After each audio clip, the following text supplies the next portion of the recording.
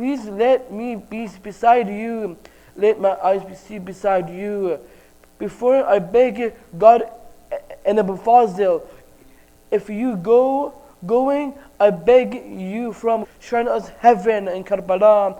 I have only tears inside of my every day. I see smiling that kills me every single day. Time. I'm happy that you are going, but I can't stop my tears flowing. Can I sit patient in this world when to heaven is you are going? Tell Hussein how much I'm hurt. Tell Hussein that we are apart. Tell Hussein I am torn apart, and I'm still dreaming his shrine, and I'm still dreaming of his shrine as heaven in Karbala. Want to speak to Hussein? I want to speak to Hussein. At his grave, I want to kneel. At his grave, I want to wail. I tell myself how this world has made me feel. But I swear, every bit of pain for everything I complain to Allah, my Lord, every day in prayer. Everything would have been worse.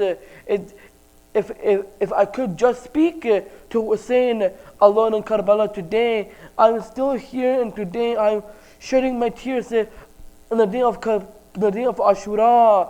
All I wanted was to visit. I want to speak to Hussein. All I want was to visit my master Hussein. All I want to visit my master Hussein. Ifna Muhammad wa ala Muhammad salawat.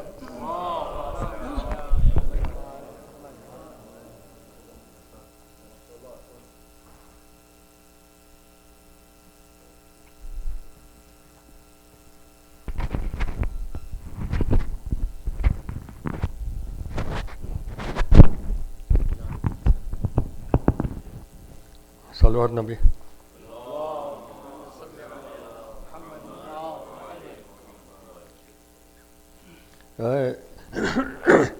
اے پالنے والے،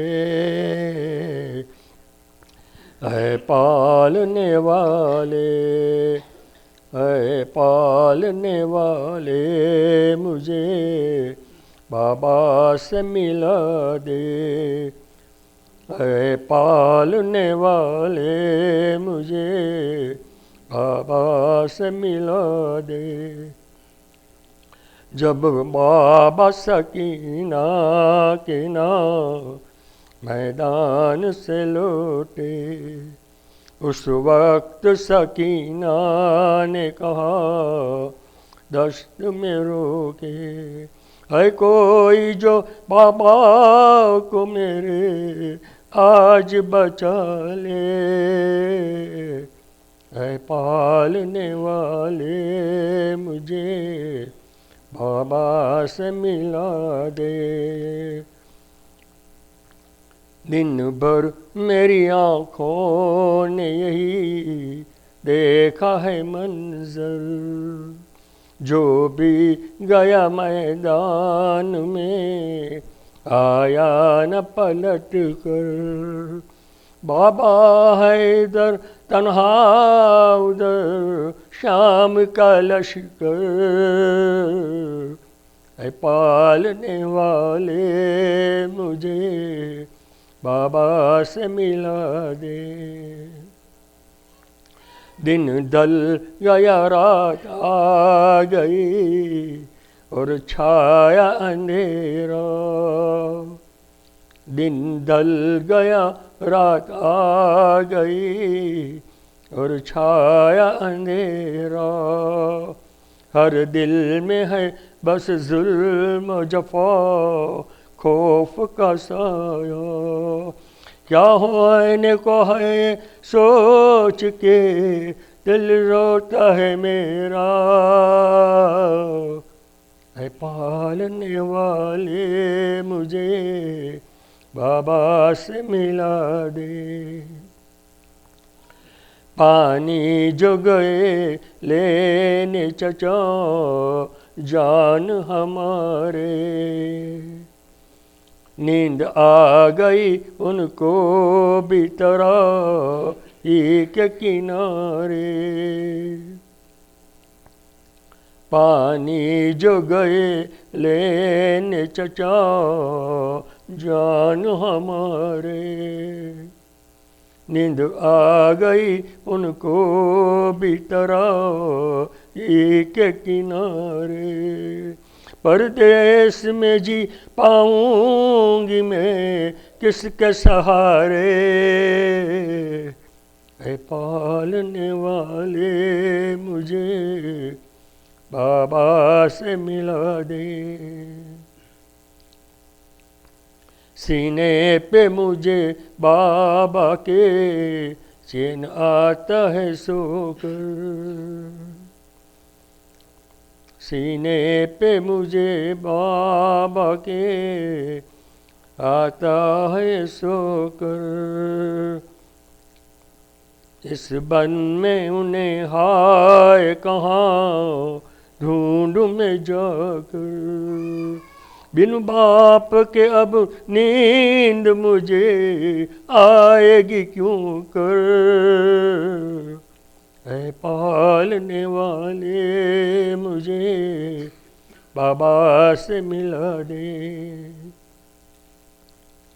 ایک بار میرے بابا مجھے آ کے پکارے، آگوش میں اے کاش مجھے آ کے سلا دے.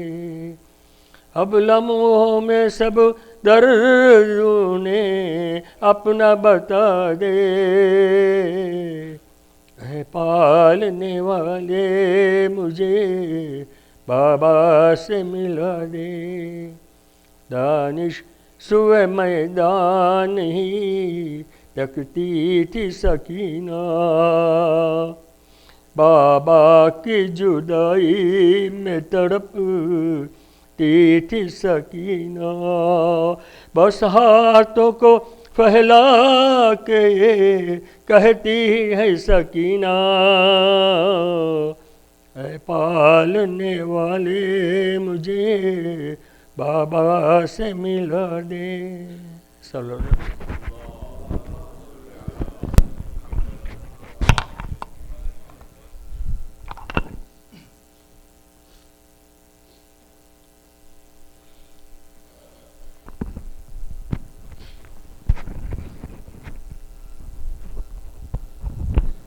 برائے خوشنودی محمد و آل محمد صلوات.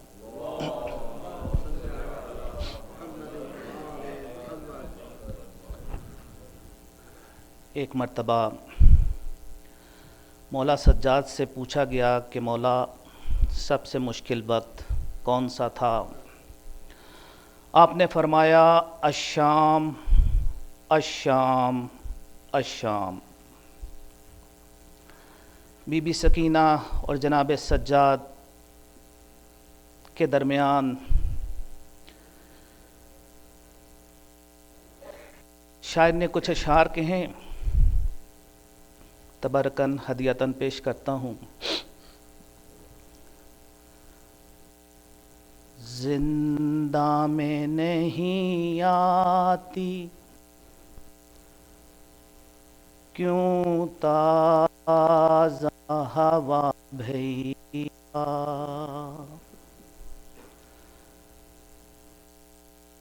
زندہ میں نہیں آتی کیوں تازہ ہوا بھیا، سجاد سکینہ کو سجاد سکینہ کو مرنے سے بچا بھیا، زندہ میں نہیں آتی. 4 سال کی بچی بیٹیوں والے بہنوں والے اس غم کو زیادہ اچھا سمجھ سکتے ہیں. ننھے ننھے ہاتھوں سے کیا فریاد کرتی ہوں گی، پانی نہیں مانگوں گی بچوں کو سنبھالوں گی، ان چھوٹے سے ہاتھوں سے تیرے کانٹے نکالوں گی. ایک بار سکینہ کو، ایک بار سکینہ کو تو پاس بلا بھیا، زندہ میں نہیں آتی. خدا جانے شمر نے کتنے تماچے مارے. جس نے مجھے مارا تھا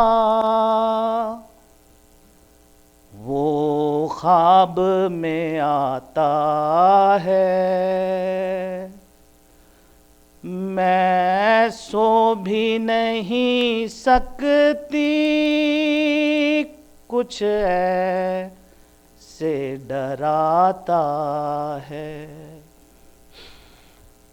سجاد مجھے دے دو، سجاد مجھے دے دو، باہوں میں پناہ بھیا، زندہ میں نہیں آتی. کرتی ہے بہن وعدہ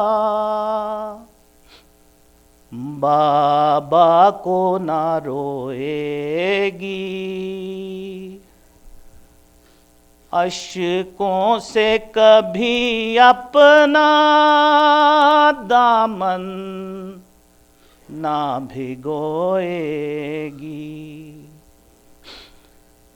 ان گور اندھیروں سے، ان گور اندھیروں سے کروا دو رہا بھیا، زندہ میں نہیں آتی. جیتی تھی امامت کے میں پاک سویروں میں، اب میری گزرتی ہے زندہ کے اندھیروں میں. اس وقت بھی رسی میں، اس وقت بھی رسی میں ہے میرا گلا بھیا، زندہ میں نہیں آتی.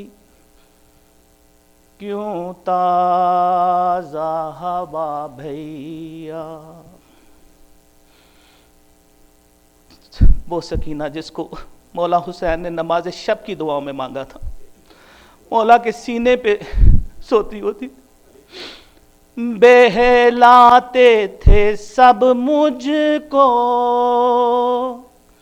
جس وقت میں روتی تھی، ہے ساری خبر تجھ کو جس جا پہ میں سوتی تھی.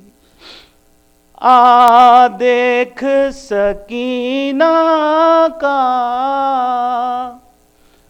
آ دیکھ سکینہ کا کیا حال ہوا بھیا، زندہ میں نہیں آتی. کیوں تازہ ہوا بھیا. صلو علی محمد و آل محمد.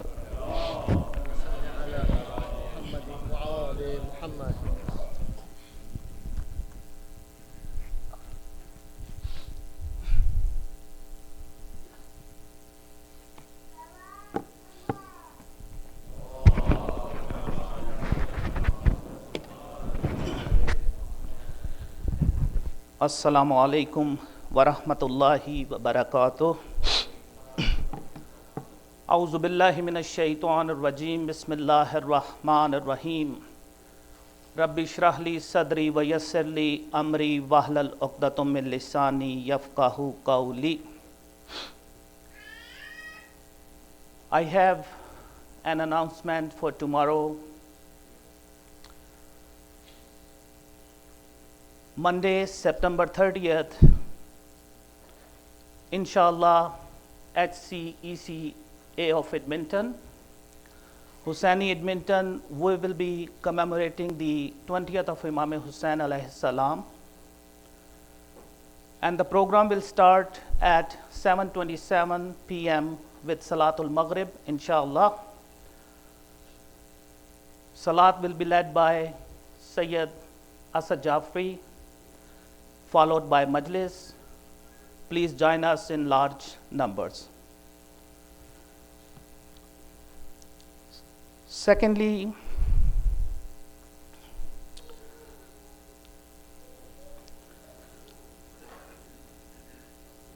our esteemed speaker, Sayyid Asad Jafri, my elders, brothers, and sisters,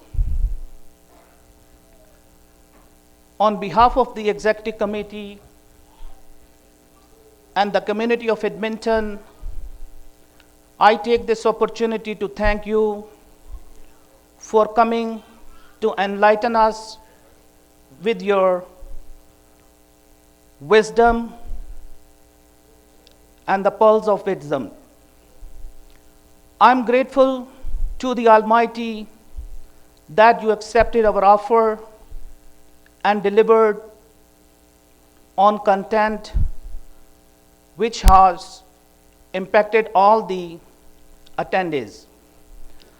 In particular, young and old, male and female together. While the reward of your words and the weight and the consequent impact lay only with the Almighty, I would like to use this opportunity to make a dua such that you be rewarded abundantly for every mile that you traveled from your home to Edmonton and back. Many folds over, it truly is on endorsement when I say Jazakumullah khaira, a humbling thank you. While today is your last lecture here at ISIA, I hope that it is the beginning of our relationship and not the end. We hope that we fulfilled our obligation as your host and that you enjoyed your stay with us. For indeed, we were honored to have you speak and enlighten us. If, however, we have failed you in any way, please do forgive us. Inshallah, we can once again benefit in the future from your wisdom. Thank you very much, Sayyid Asad Jafri.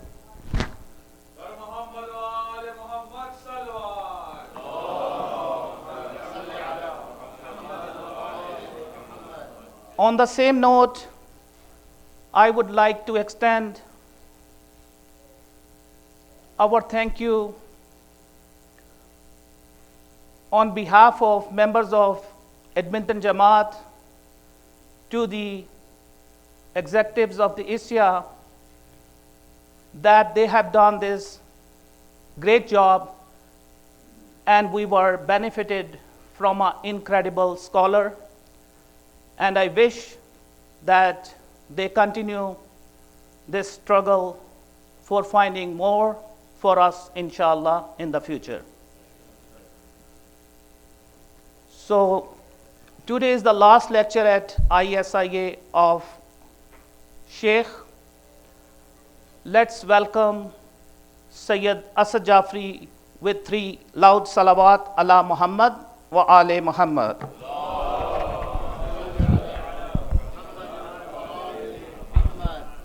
Allahumma salli ala Muhammad wa ale Muhammad. Allahumma salli ala Muhammad wa ale Muhammad. Narae Takbir. Narae Risalat. Narae Haydari. Bar Muhammad wa ale Muhammad buland tar salawat.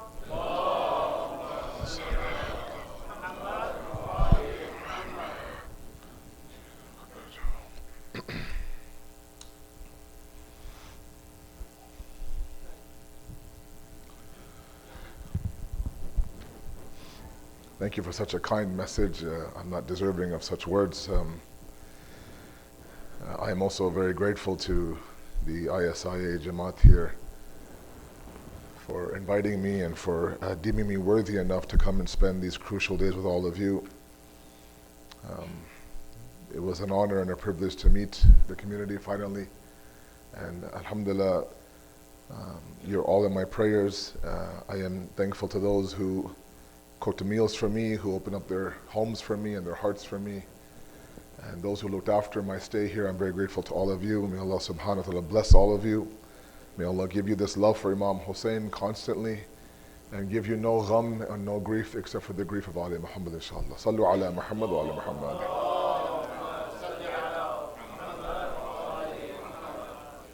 أعوذ بالله من الشيطان الرجيم بسم الله الرحمن الرحيم الحمد لله الذي لا يبلغ مدحته القائلون ولا يحصي نعماءه العادون ولا يؤدي حقه المجتهدون الذي لا يدركه بعد الحمم ولا يناله غوص الفطن ثم الصلاة والسلام على أشرف الأنبياء والمرسلين حبيب قلوبنا وطبيب نفوسنا وشفيع ذنوبنا سيدنا ومولانا أبي القاسم محمد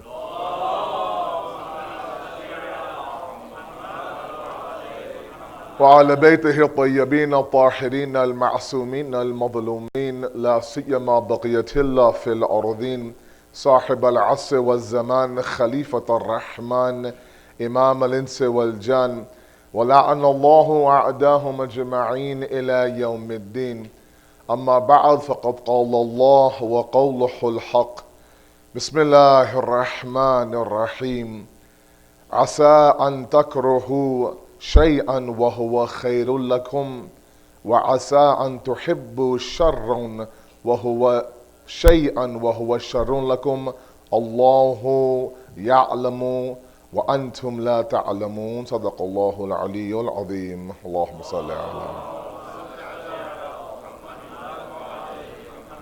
Stress management in Islam has been our ongoing topic. Tonight is lecture number 5. And as mentioned, tonight is the last lecture here at ISIA. I am speaking at Husseiniya tomorrow, inshallah. And that will be my last lecture in Edmonton. Our attempt from the past few days now has been to talk a little bit about this topic of mental health. And more importantly, anxiety and stress that we all feel, every single one of us. And kind of break the taboo and break the boundaries and open up discussion and the channels of communication about this topic. The reality is that this has been going on for centuries now. And in our communities, sometimes we find it to be a little bit of a discussion that is avoided sometimes or not explored sometimes, simply because I think that at times my elders believe that maybe we're coddling this generation of ours, or we're spoon feeding them, or we're running to rescue them when sometimes that stress, anxiety that they feel is good for them. It's character building, it's building strength for them. And while there is some element of truth to that possibly, what's more important is for us to realize that this is not a common era that these kids are growing up in.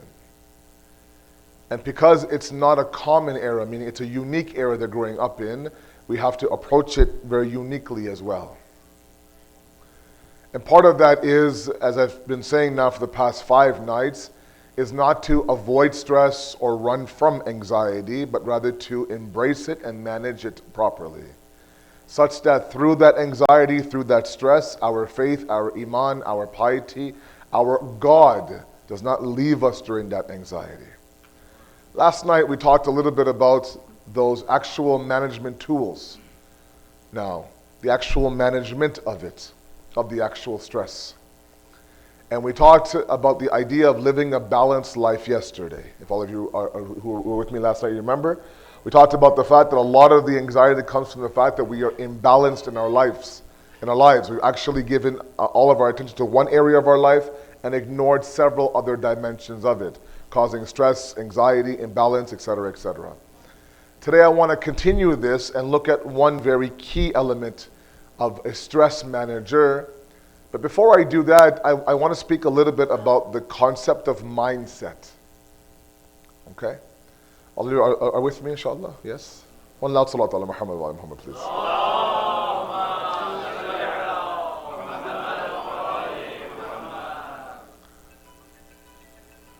Sallu ala Muhammad wa ala Muhammad.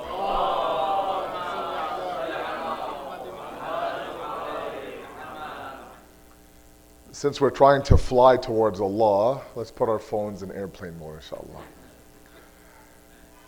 So, the first thing that I'd like to talk about, as a reminder to all of you, is that in this battle with anxiety and stress and depression and grief and sadness, we have to have the proper mindset going in.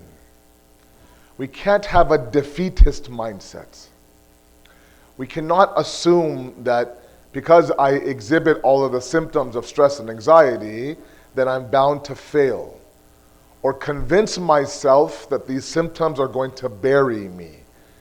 That there is no cure for it, Maulana. We've tried everything, every medication. I see counselors, I talk to psychiatrists, and it just doesn't get any easier. I now realize I have to live with this for the rest of my life. There's nothing I can do about it. When it reaches its peak, I go off into my corner, or I have my anxiety and stress, and then I wait it out, and then I move forward. And this cycle continues. And we believe for a moment that the mindset is that I can do nothing about it. And in our fight against anything, in our battle against anything, in our war against anything, be it our own anxiety, be it our own thoughts, be it shaitan himself, one area that's very, very key is to have the proper mindset going in. Imam Ali alayhi salatu wa salam, Allahumma salli alayhi. He would prep his soldiers before a war. And he'd give them a talk. And he would say to them that when you face the enemy, look at the last line of the enemy. Because back then, the way the Arabs would fight each other was they would send, initially, you send your best 3, we send our best 3. And it should be one-on-one. Okay? And then the second line would be the second strongest, the third line would be, and so on and so forth. And line by line you would go. And that's how you would fight. So Imam Ali would tell his soldiers, when you're about to face the army, know that the last line is where your vision should go. Why the last line? Because those are the weakest soldiers. Meaning what? He says to look past the first 3 or 4 lines as if they don't exist. Although they are the strongest. Meaning what? Oh, they're nothing. I want to get to the last line. Meaning he's developing a courageous mindset to enter the battle knowing full well that you're going to defeat this enemy in front of me. When you have that mentality, the help from Allah comes. We have immense amount of examples of that. We have the War of Badr, for example.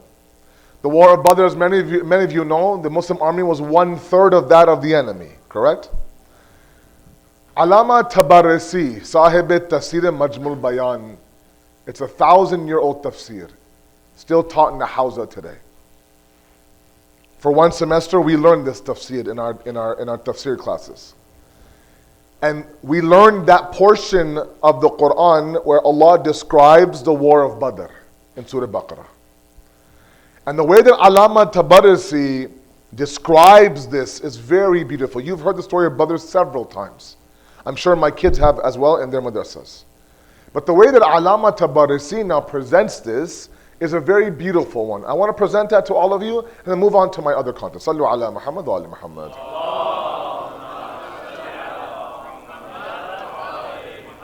So very quickly he says that naturally there were 313 of the Muslim soldiers, and he would say almost 1,000 of the enemy soldiers. Okay? And when they began this war, naturally there was a lot of overconfidence from the enemy side and a little bit of anxiety from the Muslim side. Naturally, you're facing an army that's 3 times your size. Or you're facing an army 1/3 of your size. So you feel overconfident that we got this quick war, we'll defeat them, we'll pick up the spoils of war, and we'll move on, and we'll destroy them. And yet somehow still the Muslims knew full well that I am to sacrifice and I am to fight for the sake of Allah subhanahu wa ta'ala. So the Prophet of Allah would prep them for this. Now, when the war began, Allama Tabarisi says, there was a sudden shift. And the shift was that as the Muslims were fighting, and they really, you have to be extremely courageous to go up against an army that's 3 times your size. Imagine if you are in a boxing match, and you're up against a heavyweight, like a 6'6" guy who's just built and cut and thick. And you're a small little scrawny, 200 pounder some odd. And you're supposed to go 5 rounds with this giant of a beast. You walk in nervous and he walks in laughing at you. That's precisely the picture that Allama Tabarisi presents for the war of Badr. But he says that during the war, because these soldiers now entered the ring and entered the Maidan of the battle and entered the octagon, the entire shift now changed. The entire movement changed. What was once overconfidence became anxiety. What was once anxiety became confidence. Literally to the point where he says that Allah subhanahu wa ta'ala placed this nur in the eyes of the Muslims such that in the beginning of the war, please follow me, in the beginning of the war, the army looked like, and it was 3 times our size, but during the middle of the war, they became 1/3 of our size. On the other side, inside the enemy now, Allah also changed their sight, their basira, their insight, how they could see things by looking at an army initially that was 1/3 their size, but now was what? 3 times their size. And the entire mentality and the attitude and the mindset changed. All because they were going towards an enemy knowing full well I have no other choice but to face this enemy head on. I'm not going to run from the enemy. I'm not going to hide. I'm not going to go off to the corner. No. This is the right cause. I'm making this fight. I'm going to make this fight proper. And because of that yaqeen, that submission, that complete and absolute iman in Islam and the Holy Prophet, Allah, as you know, sent angels down. And now the entire history of the war of Badr changed. And it was all based on mindsets. Walking into the battle thinking, you know what, I can defeat this enemy. And yes, there's bound to be scars. There's bound to be wounds. I tell my youth all the time, wherever I go, that your fight against shaitan is bound to be such that there'll be scars and and battle wounds on your body. You're going to trip and fall. You're going to have horrible days, horrible weeks sometimes. Shaitan gets the best of me sometimes. What do I do? The last thing you want to do is pack things up and say, I can't do it. Or you deny the progress of what you've done so far. I'll give you a very simple example. I talk about our camps, right? Every single year we take our camp. We take our kids up north to that camp every single year.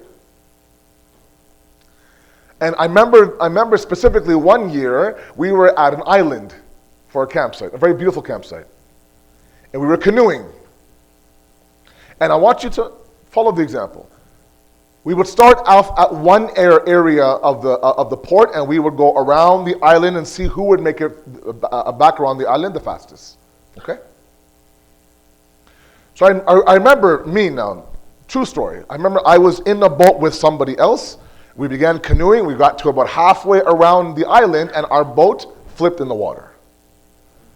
Okay? We had our life jackets on. It was funny, blah, blah, blah. You know, people were laughing at me, whatever, you know. But batamiz bachche the back then. Anyways,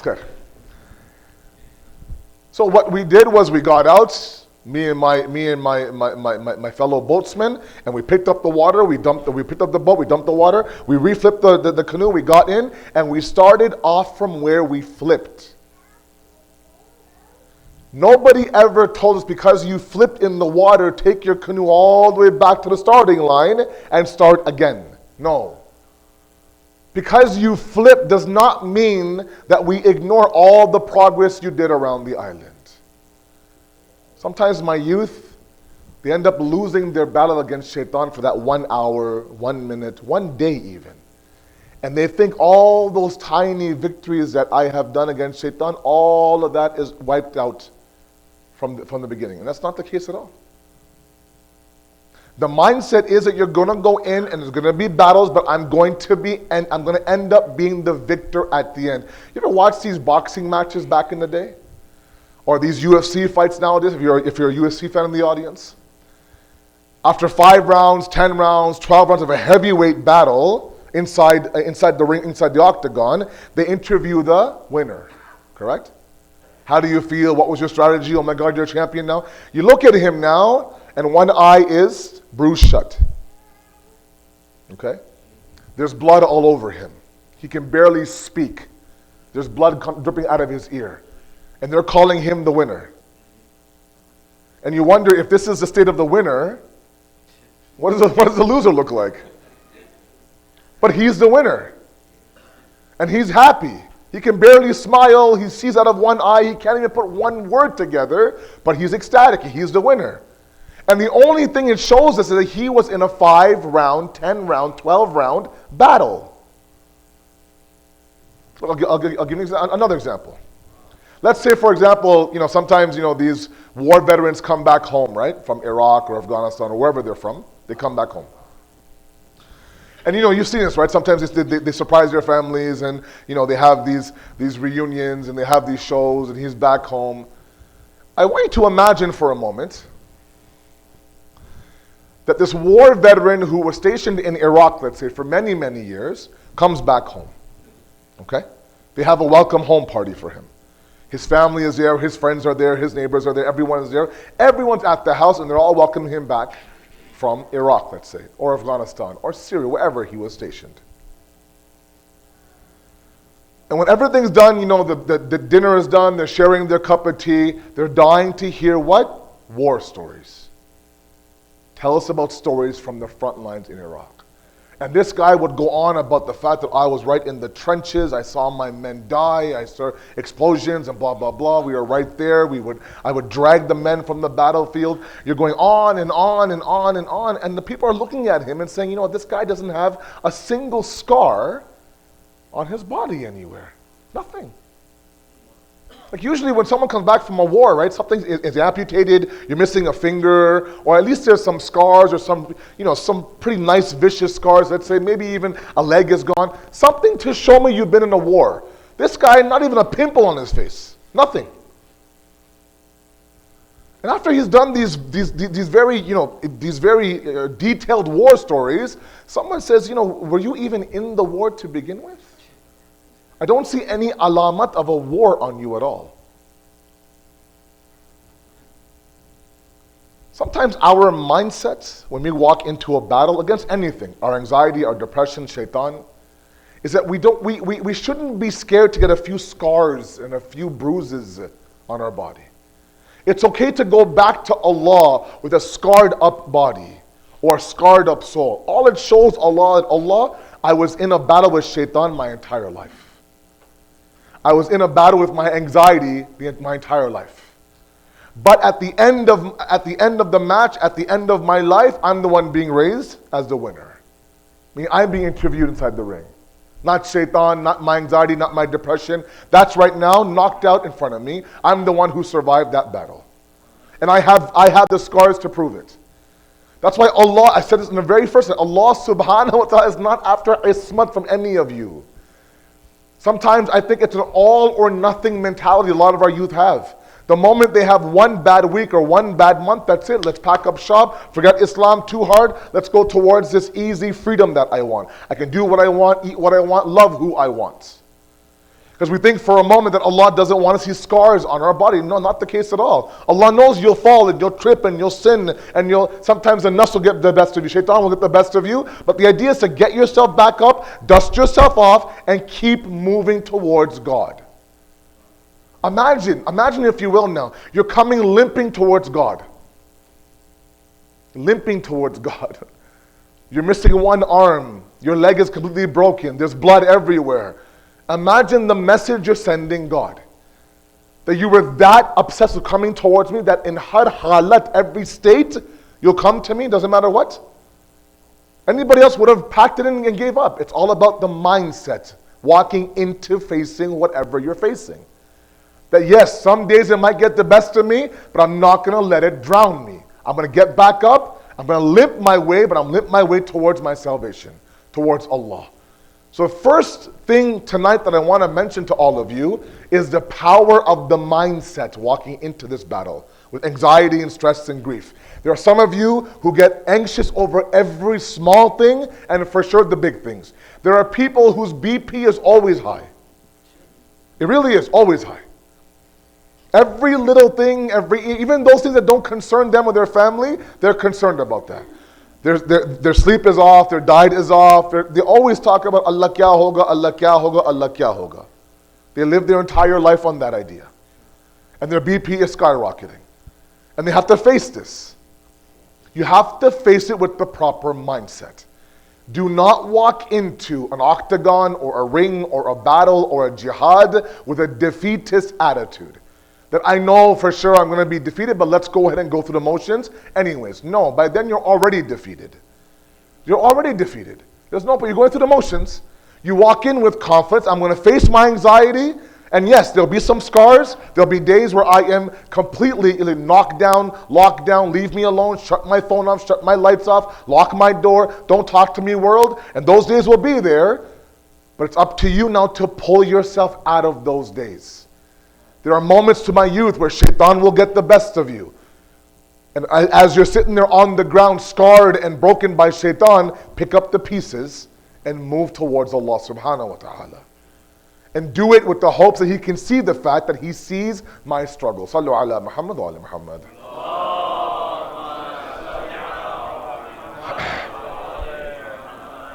The second thing I want to mention tonight is that one of the biggest management tools of stress and mental health and anxiety is gratitude, is thankfulness. And now the Western world has kind of caught up on the idea of thankfulness. You search up any sort of websites on how to handle my anxiety, how to handle my stress, how to handle my mental health. They all talk about the attitude of gratitude. That's all they talk about. They talk about keeping a gratitude journal on your side table at night. Before you go to bed, open that journal, write 3 things down that you are thankful for.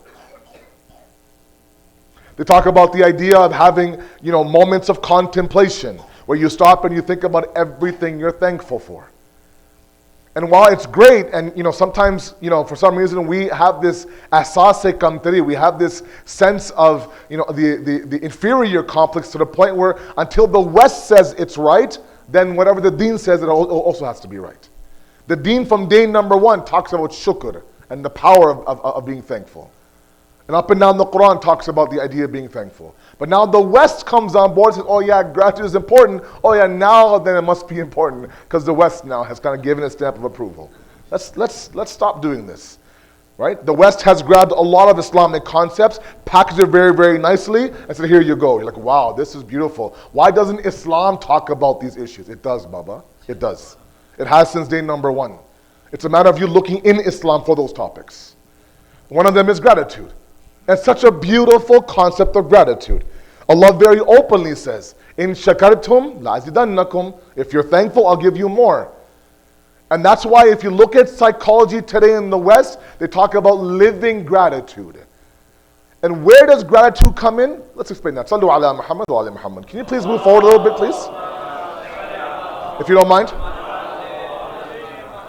As you recite one more loud salawat, please move nice and tight to the front, please. Sallu ala Muhammad wa ala Muhammad.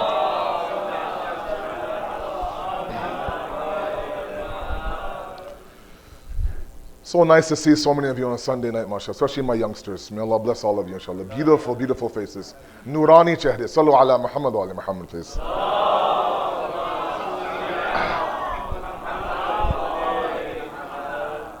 Sometimes we make some mistakes when it comes to the way that we feel and the way that we think.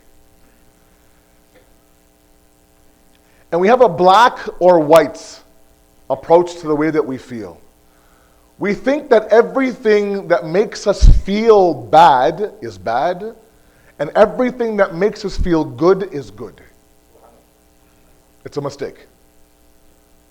Not everything that makes us feel good is good for us. Not everything that makes us feel awkward, uncomfortable, bad is bad for us. There are moments where we can be uncomfortable, but still go through the motions of something that's good for me. There are moments where I feel amazing, Maulana, but that's toxic for you.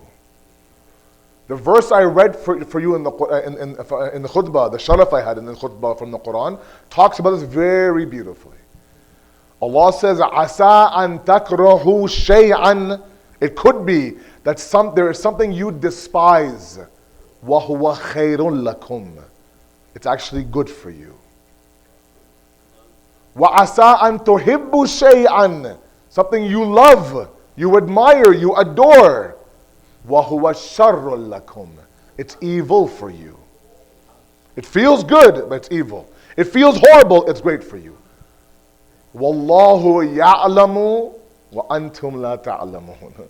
Allah knows and you don't know. It's not as simple to say black and white. It feels good, it's good. It feels bad, it's bad. No. Now, how do we manage the idea of this uncomfortable feeling that we have? Because sometimes, what gratitude does, what being thankful does, is that it takes us from that airplane window I talked about yesterday, or the season of life I talked about yesterday, and gives it a rooftop view. I'll give you an example. Sometimes the source of our anxiety for our mothers sometimes are their children. Okay? We love our kids a lot, no doubt. But they are sometimes a source of stress and anxiety for me. Be it physical, I'm sleep deprived, I'm tired, I'm overwhelmed, or later on when they're teenagers, it's a mental anxiety. They don't listen, they're lying to me, they fell in love with the wrong person, they dropped out of school, blah, blah, blah, they're lazy, and you think about, I've been a horrible parent. Whatever the case may be, there's always anxiety happening. And you have this uncomfortable feeling about you as a parent. What thankfulness does is, it comes and says, fine, you're uncomfortable, that's okay. You can still be grateful while being uncomfortable. Sometimes we think that because I feel great, I can be thankful. The moment I feel horrible, I have no right to be thankful. No. The beauty of being thankful in Islam is that thankfulness, shukr guzari, is in every state of our life. There's never a moment where we can be ungrateful for anything. Because sometimes we stop and think, oh my God, these kids are driving me crazy. These kids are driving me crazy. I used to be this before I had kids. I was a master's. I was a CEO. I was an advisor or a director, blah, blah, blah. I had 1 kid, 2 kids, 3 kids in 4 years. And now I'm just stuck with diapers and vomit and mopping the floor. Because today's youth, today's young parents, they don't find complete fulfillment in their kids. Right? My mom's generation, if she raised her kids her entire life, that was good enough for her. That's all she wanted. To the point where she raises us and she raises our kids as well. And when our kids get older, she has no idea what to do. Because that's all she knew, and then she found her fulfillment in that. I don't think today's mother is all like that. I think, fine, the kids are there, but I really want to have a part-time job or a part-time business or serve the community, and that's fantastic. There's nothing wrong with that. But I'm saying that there's a lot of anxiety when you think to yourself, you know what, I was somebody, I had my kids, now I'm dropped to being nobody. It's a lot of anxiety. But thankfulness comes in and reminds you that there are at least 10 couples out there who've been trying to have a child for the past 10 years. And would trade your life with you in a heartbeat. You're drowning, you're sinking in quicksand. You think, oh my God, you know what, I'm sleep deprived, I've gained weight, I don't take care of myself. The last time I went shopping, I can't remember. I went with my friends, nothing. I've done none of that stuff. I'm just sinking, I'm dying. It's really difficult. I don't come to the mosque because the programs are too late. So every dimension of my life now is out the window. Gratefulness comes and says, oh, wait a second now. At least 10 more couples would come in and grab your life in a heartbeat. When that happens, we're still uncomfortable, we're still anxious, we're still sleep deprived, but everything becomes perspective then at that moment. That I'm still grateful for what I have to power through this season. Sometimes, we look to other people's lives. We do it all the time. We think, wow, I wish I had this guy's life. Right? Great job, beautiful house, 3 kids, white picket fence, nice car, maybe a Tesla, whatever the case may be.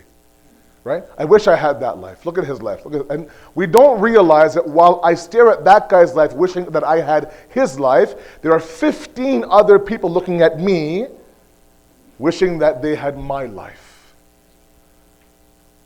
We sometimes don't realize that. I complain about my spouse, I complain about my husband, I complain about my wife.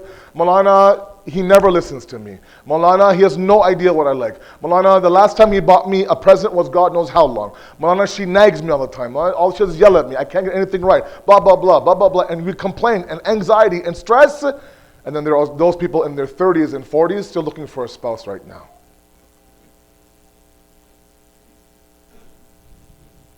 My parents stress me out, Maulana.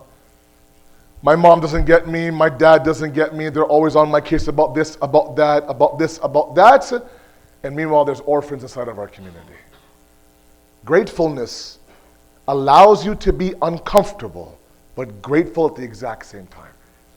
And it puts our season of life into a rooftop perspective, where I stop and I wonder, as they say, that I complained that I had no shoes until I met a man who had no feet. It's all this idea of being grateful, okay? So we understand the power of the attitude of gratitude, as they call it here. But where they talk about the idea of living gratitude is really where I want this point to come across. Sallu ala Muhammad wa ala Muhammad.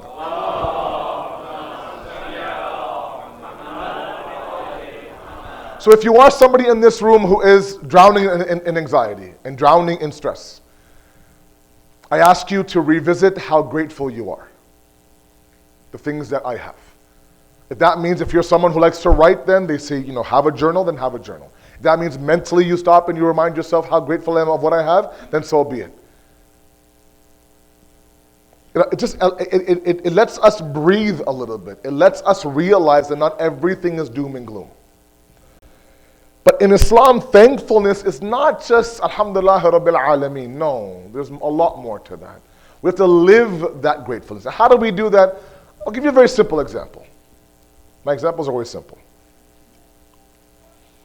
Let's say, for example, that I went to West Edmonton Mall.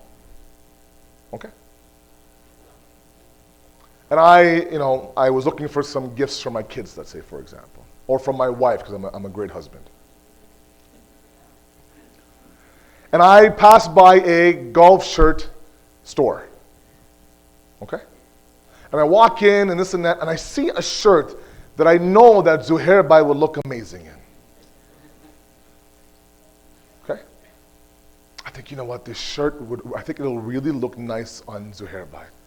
It'll bring out his eyes, it'll bring out that nice white beard of his, Just a beautiful shirt. Nice fitting, he'll look 10 years younger, his wife will thank me, everyone will be really happy. So I buy it for him. No reason at all. Not his birthday, not his anniversary, nothing at all. And I come back, and that same evening I go to his house, I ring the doorbell, unannounced, didn't call him in, I said, Zuhair bhai, I saw this shirt, I thought of you. I thought, you know what, let me just go ahead and give it to you. He goes, oh my God, thank you so much, Sayyid. It's so nice of you. I can't believe you did this to me. Thank you. He takes the gift. And he thinks to himself, how can I thank Sayyid properly? What does he do now? He invites me over to dinner to thank me. So now I'm happy. I go over to his house. I show up about 10 minutes early. And they're not quite ready for me. So the family is still kind of cleaning up the living room. Okay? So I walk in, I go, oh, that's okay, I'm a little bit early. I see a member of his family dusting the table inside the family room. And I look inside the hand of the guy who's dusting the table, and I look inside, it looks just like the shirt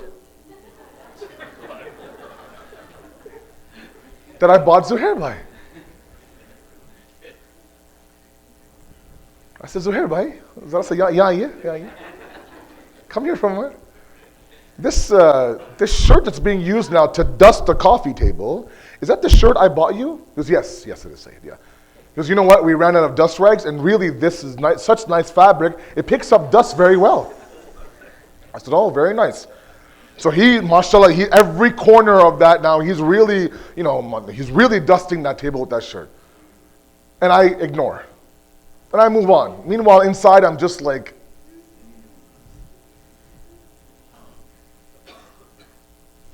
the week after, I go back to West Edmonton Mall. And I see a pair of pants that would match that shirt perfectly. But I don't buy it. Because I think, wait a second. I bought that shirt and he reduced my gift to a dust rag. If anything, I should buy you a pack of J-cloths, right? The other example is that I give him the shirt. That same week, there's a nice jushin inside the center. The door opens. In walks Zuhair bhai wearing the shirt that I gave him. Oh, kya baat hai yaar. He looks beautiful. Kya fitting hai yaar. Beautiful, everything. Jawan, he looks as a strut in his step. He's looking around, pointing guns and hello and kissing babies. And there's a renewed confidence, right? It's a brand new shirt. I come, I hug him. I said, Zuhair bhai, you look amazing. He said, it's the best shirt I've ever had. He's happy, I'm happy. Now when I go back to West Edmonton Mall for the pair of pants, I buy him 2 pairs of pants. Because he used the gift for what it was meant to be used for. Thankfulness in Islam is precisely that. It's not a verbal thank. It's the idea of when Allah subhanahu wa ta'ala gives you something, you use it for what it was meant to be used for. Such that when Allah goes back to his mall of blessings and says, should I give Asad more ni'mat? Either he'll say yes or no, depending on how I use the previous ni'mats. Sometimes, we have this long delay in du'as. And people just don't understand it. It's been 1 year, 2 years now. Every Shab Qadr, I pray for this specific dua. There's no sign of any jawab. No sign of any reply. They start to question Allah and question the whole system of dua and this and that, waste of my time, blah, blah, blah. What we don't realize is that sometimes Allah knows that if I grant you this dua, you'll use it incorrectly. If I add 1 more zero to your annual salary, I'll see you khilafis from the center. You won't come to the center. If I take off a 0 from your salary, I won't see you at the center. If I grant you this person to marry, if I actually help in convincing your parents to marry this guy or this girl, I know your future with this guy isn't going to be very bright. So I delay the response to the dua until you understand it yourself. Or God forbids, God says, I'm not going to give you this because you didn't use the first blessing to begin with properly. So what do? The same tongue we have in our mouth, we use it for the Qasida of Ali Muhammad, for the Noha of Imam Hussein, and for Ghibat and Tuhmat. Allah gives us eyes, right? We go, we see the golden dome of Imam Hussein every Arba'in, but we also watch everything on Netflix. Allah gave us ears, right? We listen to du'as sometimes, we have those qasidas, at the same time we have, mashallah, our R&B, hip-hop song list. Allah gave us the heart. Al-qalbu haram Allah wa la tuskin haram Allah ghayr Allah. Imam Jafar Sadiq alayhi salatu wasalam. He says the sanctuary, the haram of Allah is the heart of the human being. Do not allow anything to reside in that haram except for Allah subhanahu wa ta'ala. In that heart was given to us to worship Allah subhanahu wa ta'ala. I talked about that in Husseini on Friday. I said that connection from knowing Allah to worshiping Allah, there's a disconnect there. That factor that connects these two together is the qalb of the insan, is the heart of the insan. That heart is pure, that heart is free of evil, that worship has more khulus inside of it. The more dirty and the more disgusting that heart is, the more riyah there is inside of our worship. It's a very simple equation. That heart was meant for Allah, to be used to worship Allah. Now that heart has everybody inside of it. Everybody but Allah resides in that heart. Grudges from 10 years ago. Love for everybody and everything in this dunya but Allah subhanahu wa ta'ala. The point is, gratitude in Islam, thankfulness in Islam, is this process of us living this gratitude. Stop and ask yourself. I'll ask myself first. Of all the blessings Allah gave us, am I using those blessings properly? You know, I often give an example. I want you to imagine that you're driving through a construction site. Okay? And every single window in your car, from the windshield to the passenger driver, has a very tiny, small hole inside of it. Very small, tiny hole inside of it. And you drive through a very, very huge construction site, such that there's smoke and there's dirt up and down the air. You drive through that car, what's going to happen? Inside the car gets dirty. Allah places tiny holes inside of our face as well, to connect us back to our command center, our soul. If we use those eyes to watch half the shows on Netflix of today, because there are some things you guys watch, Allahu Akbar. You guys should not be watching those at all. I could name you 10 shows, but I won't. Be very careful. I can literally tell by the way that a kid today walks and talks and speaks and the language he uses what he's watching on Netflix. I can tell by the way he dresses, what music he listens to. I can tell all that. These are tiny holes. And you're walking through the dirt of this dunya. Be very careful what you attract, such that your soul becomes, your qalb becomes dirty inside of you. Right? Have a filter. That's why Imam Ali says to stand at the heart of the door of your heart, and don't let anybody and everybody inside. Because this heart is made for Allah. Imagine now, if Allah walks into your heart and says, oh my God, there's a lot of people in this heart right now. There's no room for me. He'll grab his suitcase and he'll leave. We have to live gratitude. When we live gratitude, anxiety and stress become a little bit more bearable. Because remember, thankfulness is also a tool and an avenue towards tawheed of Allah subhanahu wa ta'ala. Let me explain this to you. Sallu ala Muhammad wa ala Muhammad, please.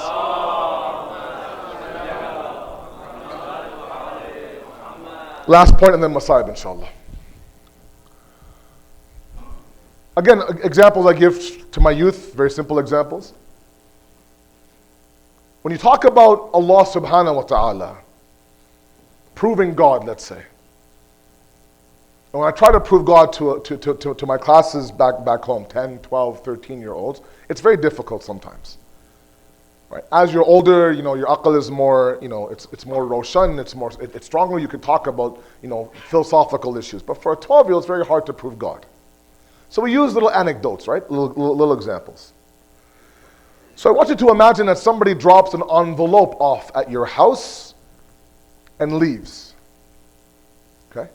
On that envelope has your name on it. You open the front door, and lo and behold, there's an envelope with your name on it. You open it, and there's $10,000 in there cash. Okay? And you look around, you make sure it's your full name. There's no note, nothing. There's cash in there. And the first question you'll ask is, who gave this to me? Because either you want to know who gave it to you because you're curious, or innately you want to know so you could thank the person.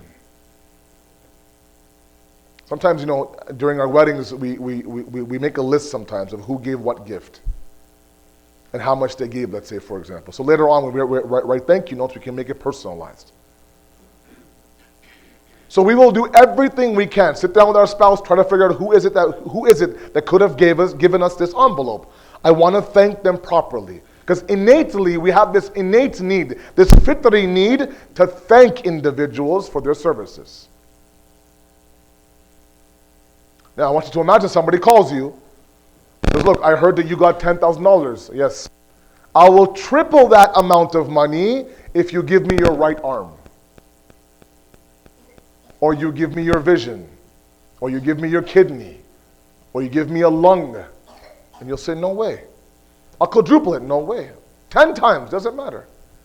So while we are obsessively after trying to thank somebody for a $10,000 envelope, the entity that gave us all of these blessings that I would never trade the envelope for, we don't search for him for thankfulness? We should, we do. That's our fitri need, and that's what connects us towards Allah subhanahu wa ta'ala. We have this need now, like I said, the moment that we recognize how grateful I am, I have this need to find out who the giver is. So I could thank them for that blessing. When you go down the road of the attitude of gratitude, then you realize that everything I have is because of Allah subhanahu wa ta'ala.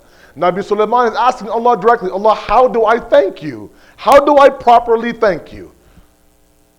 And he says in a very beautiful, simple answer, that if you've identified that everything that you have comes from me, you've thanked me properly. Allahumma ma bina min ni'matin faminka. We haven't talked about the salat. Everything Allah is from you. That happens when we go through the process of gratitude. When that happens, sometimes those points of anxiety become minimalized inside of us. Minimized inside of us. It becomes irrelevant inside of us. Because now we're talking about a bigger picture of gratitude with Allah subhanahu wa ta'ala. So one of the biggest management tools of stress and anxiety that we have is the process of being grateful towards Allah subhanahu wa ta'ala. And not just verbally grateful. Living a life of tawheed and a life of shukr. That every gift that you're given, you use it properly for what it was meant to be used for. Then we can expect Allah to go shopping and buy us a couple more new pair of pants, inshallah. Sallu ala Muhammad wa ala Muhammad.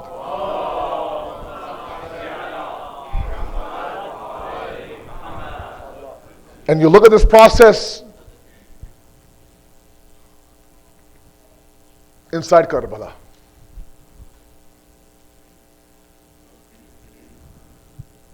Tomorrow is the first of Safar. 20 days have passed since the day of Ashura.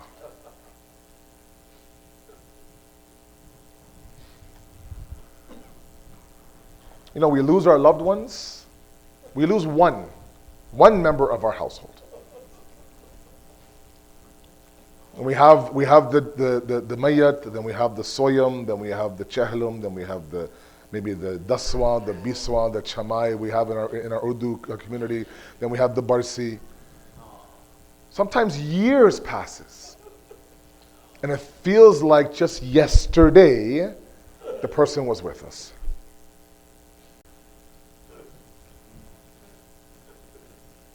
"20 days is nothing." And this is after we are able to what? We're able to properly grieve for our loved ones. There's nobody who's whipping us as we cry for our loved ones. We have the support of the entire community. Every single night someone comes to our house for Bursa. Think about 20 days after, if you ever lost somebody very near and dear to you, 20 days after that funeral, after the day of their death, how much support do you have around you? Now you come and you ask Imam Sajjad alayhi salatu wasalam.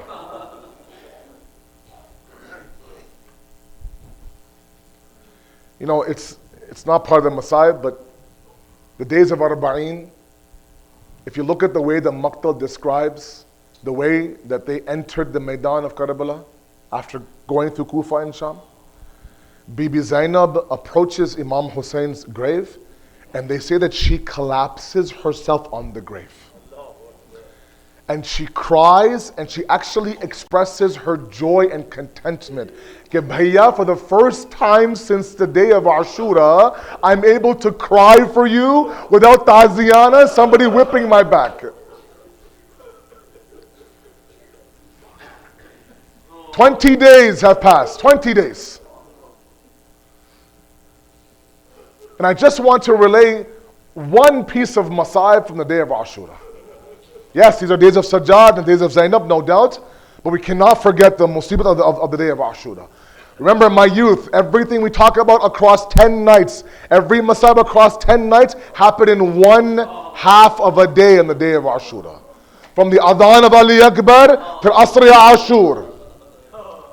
One Masaib that we recite every single night is enough for us. We're drained, we're tired, bahut ho gaya, that's enough. But ask Imam Hussein, every single shaheed he went through, half of one day. And the one shahadat that almost killed Imam Hussein was that of Ali Akbar. A few minutes of musibat for Ali Akbar, as per a request. Sheikh Alama Naini narrates that one day I read the musibat of Karbala, and standing in front of me in my dream that night was Abu Abdullah al-Hussein, covered from head to toe in arrows. The next, didn't say a word, the dream was over. The next night I read another musibat. And that same night, Imam Hussein stood there in front of me, and this time every arrow was out of his body except for two. He says, Mawla, last night you were covered in arrows. Tonight there's two arrows. He says, Naini, every single time one of my Shi'as cry for me and my ashab, they take out an arrow of my body. But what about these two arrows? He says, Naini, no matter how much anyone cries, these two arrows will always remain. One is the chadar of Zainab, the other is Ali Akbar. Ali Akbar approaches Imam Hussein, Baba, give me ijazat. The Bani Hashim are gone, the Ashab are gone. Give me ijazat. Imam Hussein immediately gives him ijazat. Before you go, Ali Akbar, go and say Al-Wida and Khudafiz to your puppy Zainab. Ali Akbar enters the khayma where the women are. The Ravi say that the khayma opened and closed several times. That no matter how many times Ali Akbar tried to leave the khayma, somebody else will pull him back. That who are you, where are you going? If we wanted to do ziyat of Rasulullah, we look to your face. Ali Akbar comes out from the khayma of the women. Imam Hussein embraces him. Ali Akbar embraces him. They cry for a very long time. Imam Hussein mounts Ali Akbar onto the horse.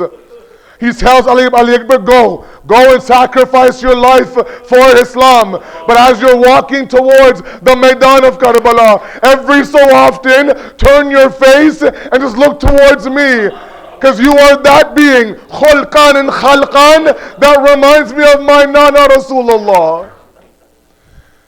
Ali Akbar rides inside the Maidan of Karbala. But he could sense that somebody was behind him, following him. He looks behind him, a 57-year-old father stumbling and running behind the horse. He stops the horse, gets off the horse, picks up his father. Baba, you gave me ijazat. Ali Akbar, if only you were sahib-e-aulad. If only you had a son like I have in you, you will know how hard this is. Ali Akbar now falls from the horse. Alayka salam, ya abata, accept my salam. Imam Hussein goes roaring inside the Maidan of Karbala. For every other shaheed, Imam Hussein would place the head of the shaheed on his lap. But this was Ali Akbar. He placed his cheek against the cheek of Ali Akbar. Baba, there's pain in my chest, Baba. Baba, there's pain in my chest, Baba. Imam Hussein enters the Maidan. There's khak everywhere. His eyesight almost gone. He can't see where Ali Akbar is. You could hear the call. Aina, Aina Ali Akbar. Aina, Aina Ali Akbar. Baba, I'm here. Baba, I'm here. Imam Hussein gets to Ali Akbar. Baba, there's pain in my chest. One more minute. Iltamas se dua.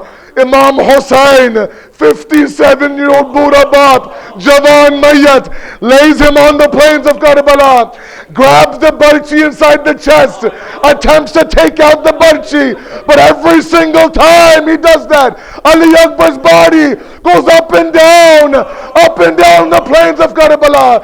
That's when my Mawla grabbed the barchi, turned towards Najaf. Baba! You ripped the door of Khaybar, but have you ever ripped a barchi out of your Jawan son's chest? My Mawla Hussein put one knee on the chest of Ali Akbar, put one foot on the plains of Karbala, grabbed the barchi and ripped the barchi.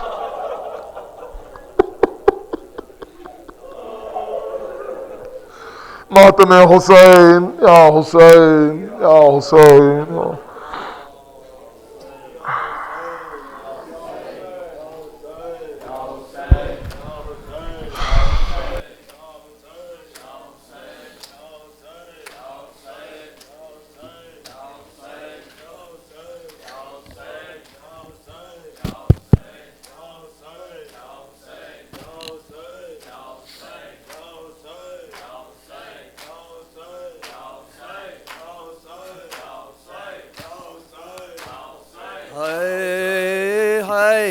Ali Akbar,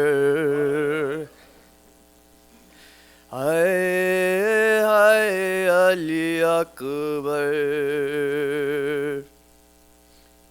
कहती थी ये माँ खून भरी मैयत से लिपट कर, Hai Hai Ali Akbar, Hai Hai Ali Akbar, Hai Hai Ali Akbar, Hai Hai Ali Akbar, Hai Hai Ali Akbar, Hai Hai Ali Akbar.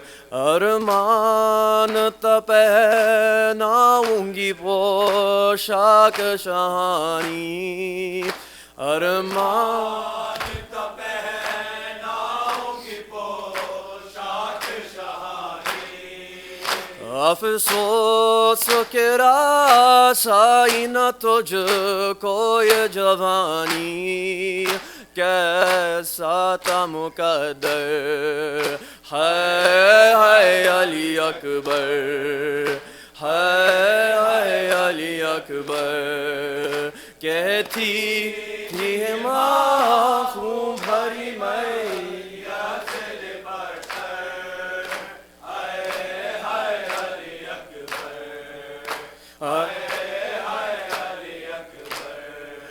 18 बरस पाल के परवान चढ़ाया, 18 बरस पाल के परवान चढ़ाया, और गेसों वाला है मेरा खून में नहाया, कुर्बानो मादर, Hai Hai Ali Akbar, Hai Hai Ali Akbar, कहती थी ये माँ खून भरी मैयत से लिपट कर, Hai Hai Ali Akbar, Hai Hai Ali Akbar.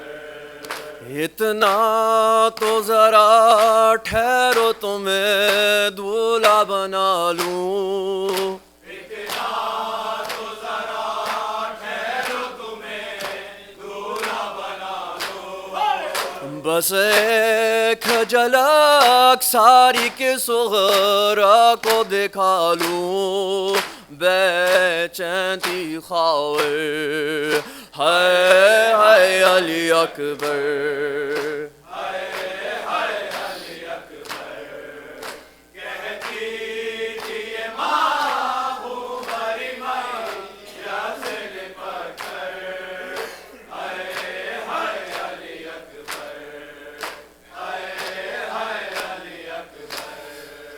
ماں تیری جدائی میں بھلا کیسے جیے گی ماں تیری جدائی میں بھلا کیسے جیے گی مر جائے گی صغرا جو خبر تیری سنے گی اب کیا کروں دلبر ہائے ہائے علی اکبر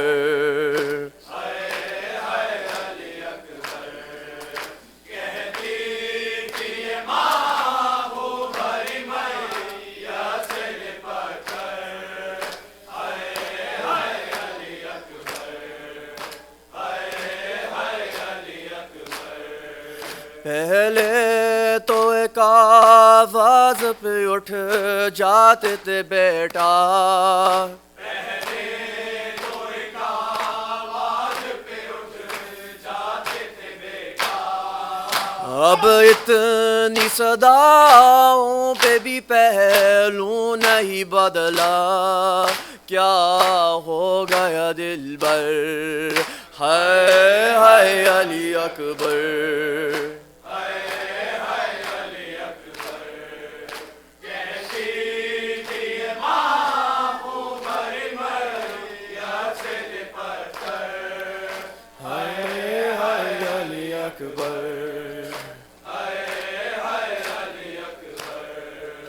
آئے جو ہمیں لوٹنے خیمے میں ستمگر آئے جو ہمیں لوٹنے خیمے میں ستمگر ماں دے گی صدا علی اکبر علی اکبر چن جائے گی چادر ہائے ہائے علی اکبر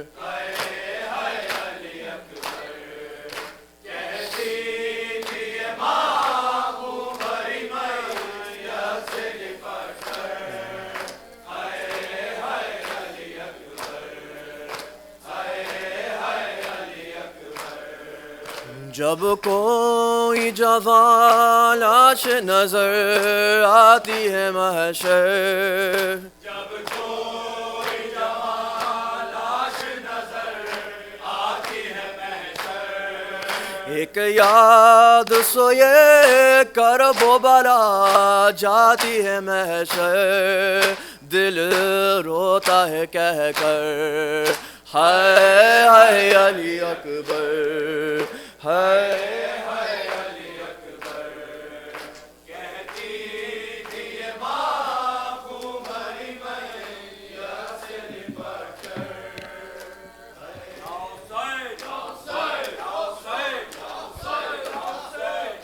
لاش اکبر اٹھا رہے ہیں حسین لاش اکبر اٹھا رہے ہیں حسین لاش اکبر اٹھا رہے ہیں حسین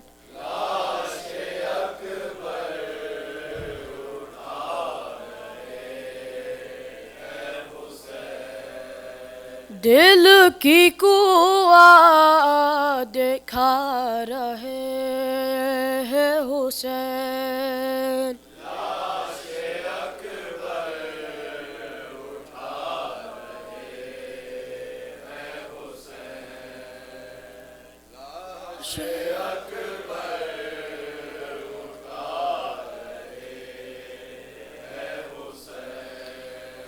دل کی راہوں پہ آنسوؤں کے چراغ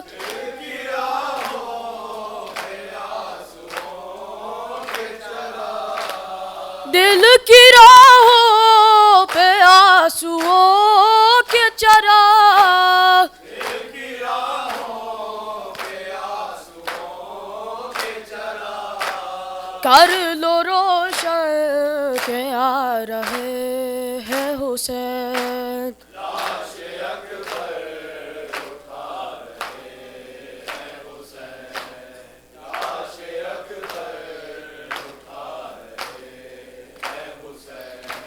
جس جگہ رکھ رہے ہیں پیشانی,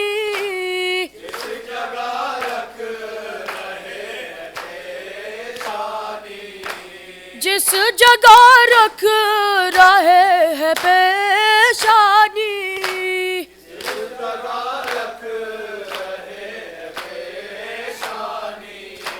فخر کعبہ بنا رہے ہیں حسین.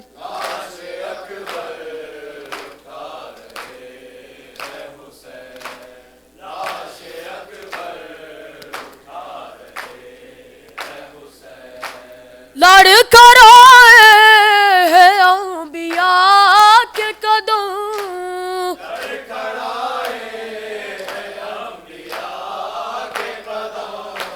لڑ کر آئے ہیں انبیاء کے قدم,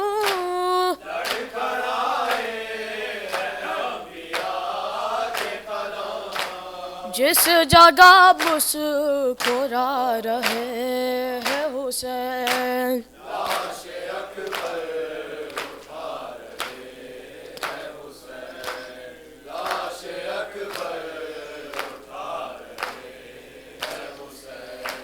کر کے ہو جا تمام عادہ سے,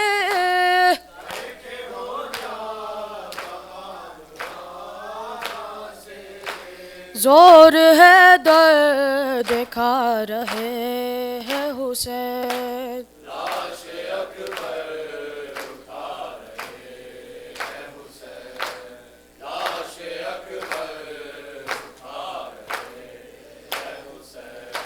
دو صدا ہو کہا علی اکبر,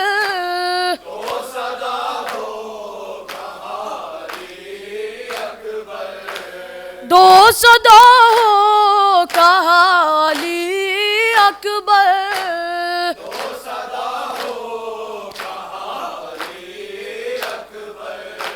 تو کرے رم کھا رہے ہیں حسین.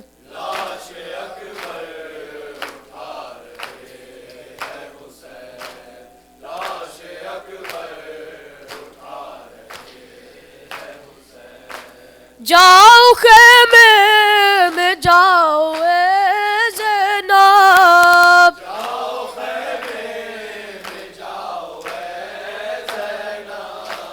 جاؤ خیمے میں جاؤ اے زینب,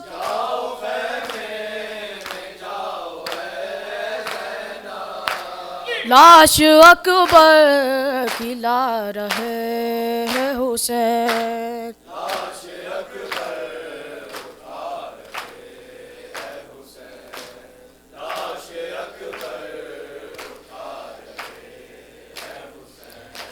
دل کی قوت دکھا رہے ہیں حسین.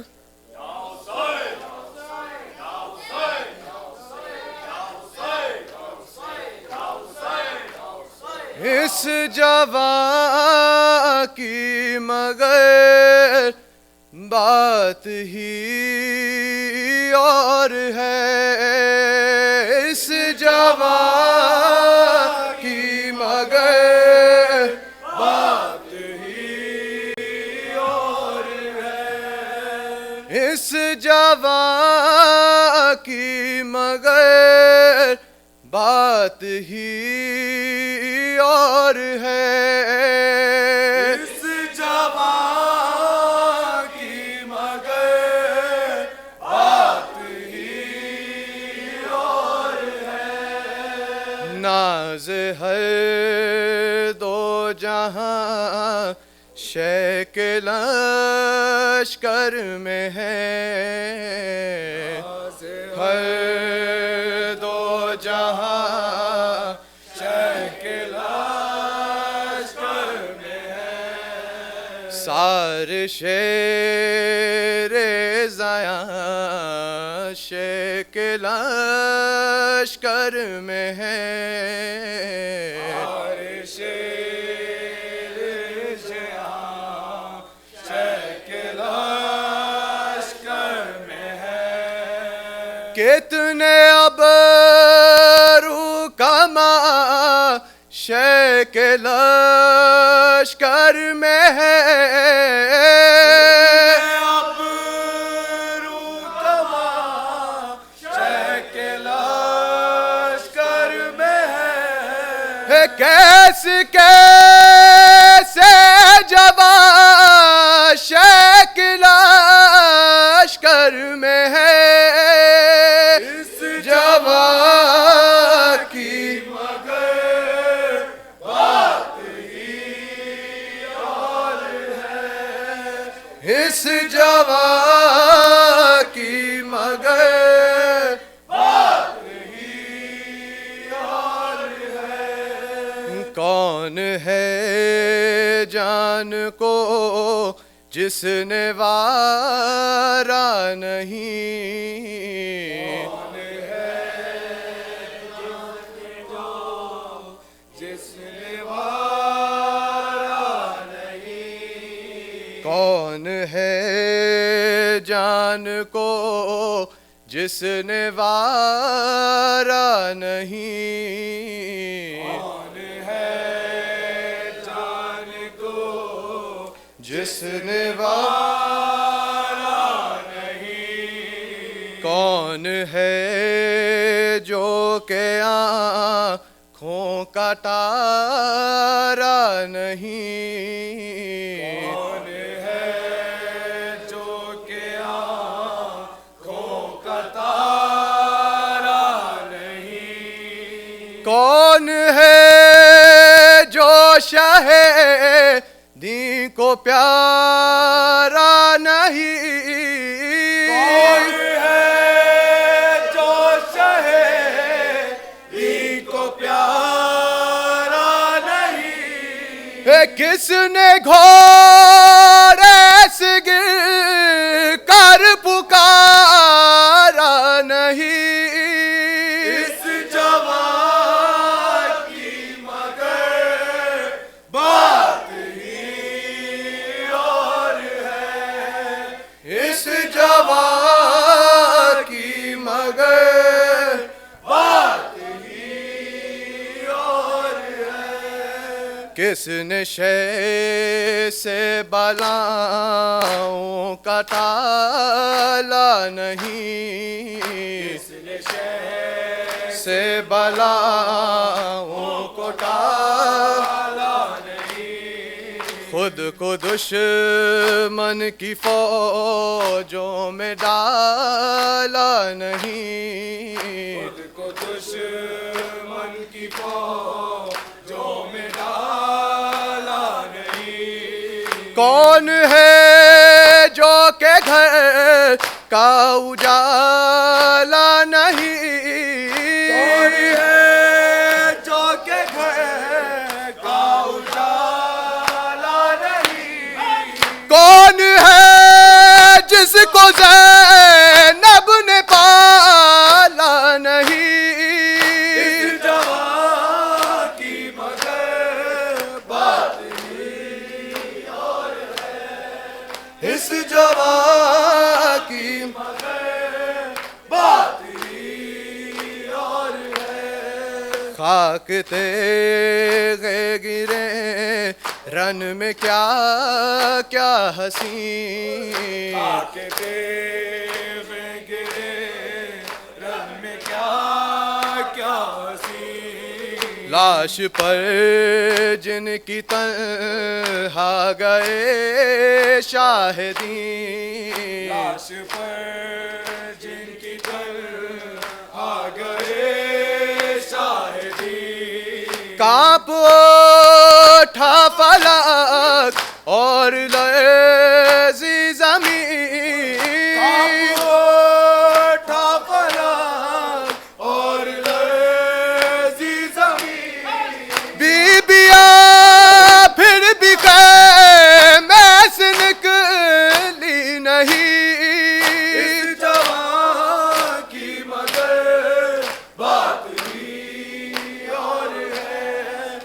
اس جوان کی مگر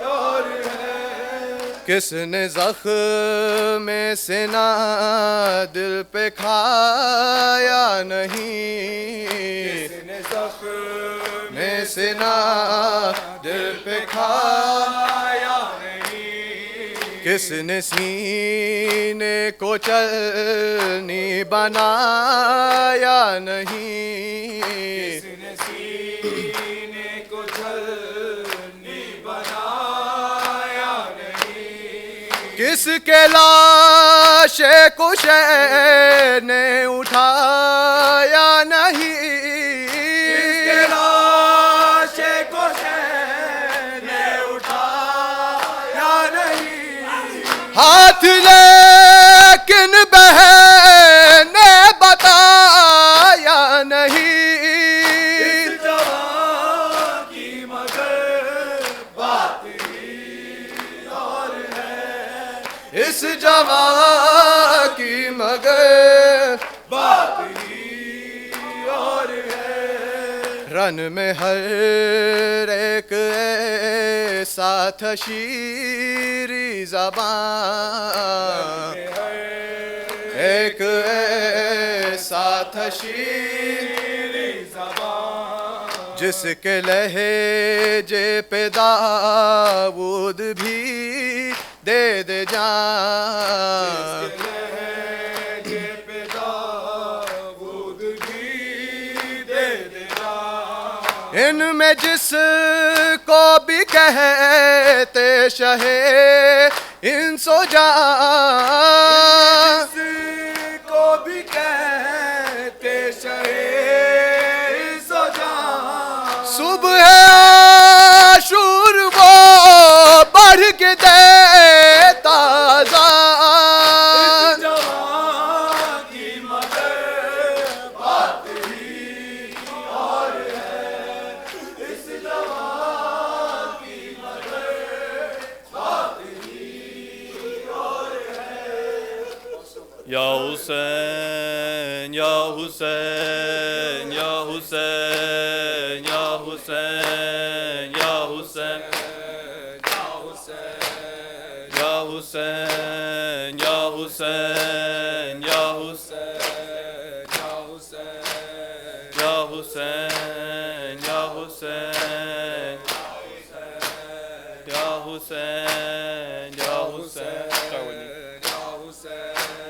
یا حسین یا حسین چادروں کا نام سن کر رو پری بنت علی شام کے دربار میں، چادروں کا نام سن کر رو پری بنت علی شام کے دربار میں، چادروں کا نام سن کر رو پری بنت علی شام کے دربار میں، چادروں کا نام سن کر رو پری بنت علی شام کے دربار میں، چادروں کا نام سن کر رو پری بنت علی شام کے دربار میں، چادروں کا نام سن کر رو پری بنت علی شام کے دربار میں، واہ جابا کہہ رہی تھی سیدہ کی لاڈلی شام کے دربار میں، چادروں کا نام سن کر رو پری بنت علی شام کے دربار میں، چادروں کا نام سن کر رو پڑی بنت علی شام کے دربار میں، چادروں کا نام سن کر رو پڑی بنت علی شام کے دربار میں، چادروں کا نام سن کر رو پڑی بنت علی شام کے دربار میں. کرسیوں پر قاتلانے شاہ تھے بیٹھے ہوئے، سایہ دیوار میں تھے سب حرم لیکن کھڑے، باوفا کو ڈھونڈتی تھی دختر شیر جری شام کے دربار میں. چادروں کا نام سن کر رو پڑی بنت علی شام کے دربار میں. چادروں کا نام سن کر رو پڑی بنت علی شام کے دربار میں. چادروں کا نام سن کر رو پڑی بنت علی شام کے دربار میں. چادروں کا نام سن کر رو پڑی بنت علی شام کے دربار میں. شمر دیکھا تو سکینہ سہم کر رونے لگی، دور ہو جا شمر فیضا چیخ کر کہنے لگی، خوف سے مرجھا رہی ہے باغ عصمت کی کلی شام کے دربار میں. چادروں کا نام سن کر رو پڑی بنت علی شام کے دربار میں. چادروں کا نام سن کر رو پڑی بنت علی شام کے دربار میں. چادروں کا نام سن کر رو پڑی بنت علی شام کے دربار میں. چادروں کا نام سن کر رو پڑی بنت علی شام کے دربار میں. کون ہے زینب پکارا جس گھری فرعون شام، ہائے غربت کہہ کے اٹھا تھا میرا قیدی امام، اشک خون کے رو رہا تھا شاہ کا بیٹا علی شام کے دربار میں. چادروں کا نام سن کر رو پڑی بنت علی شام کے دربار میں.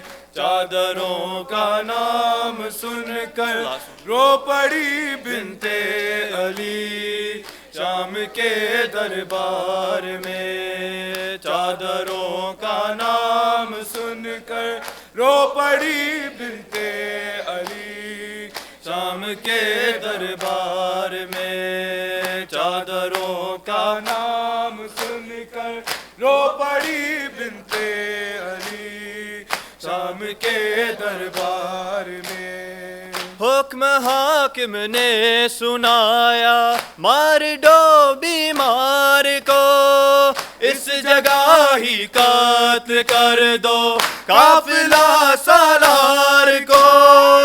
گر پڑی عابد کے اوپر ہائے نازوں کی پری شام کے دربار میں.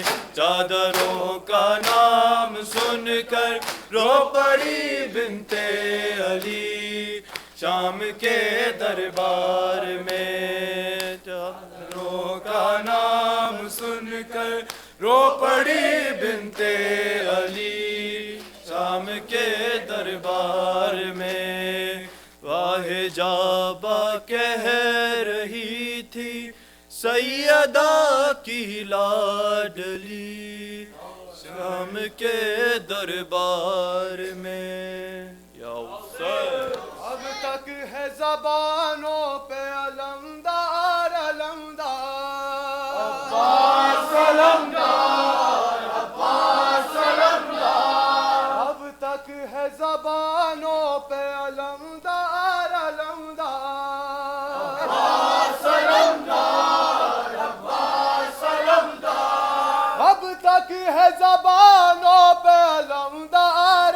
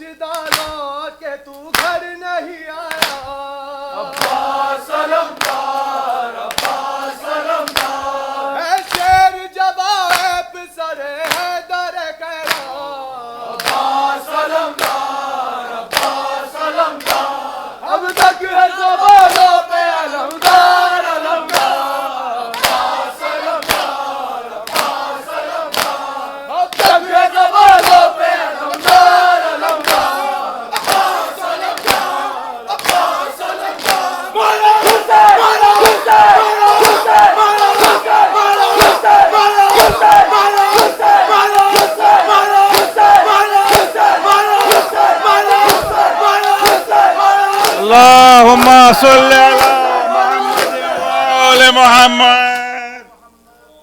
اللهم صل على محمد وآل محمد رحم الله من قرأ سورة الباركة الفاتحة قبل صلوات وآل محمد بسم الله الرحمن الرحيم الحمد لله رب العالمين الرحمن الرحيم مالك يوم الدين إياك نعبد وإياك نستعين اهدنا الصراط المستقيم صراط الذين أنعمت عليهم غير المغضوب عليهم ولا الضالين اللهم صل على محمد وآل محمد. Mu'min and Mu'minat, tomorrow Monday, this will be the live